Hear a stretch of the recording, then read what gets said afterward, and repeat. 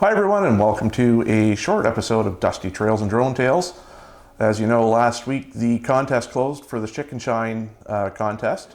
So tonight we are going to draw the name of the lucky winner. Joining me today is my stepdaughter Abby, who may be replacing co-pilot Doug at some point. But without further ado, we are going to draw the winning name of the contest winner. So everybody's name has been put in. Everybody who is a new subscriber has been put in twice. So, and the lucky winner is Phil Babineau. Phil, you have won a quart of Chicken Shine cleanser, shampoo, and Chicken Shine shiner.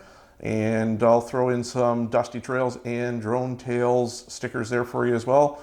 Put them on your machine, share them with some friends, stick them on your helmet, whatever.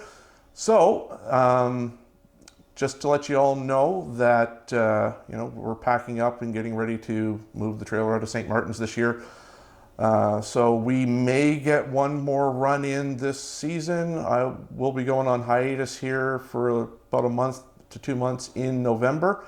But in the meantime, be sure to go back and watch some of your favorite episodes and check out your favorite moments in those. And stay tuned for the new year where we will be releasing some new videos.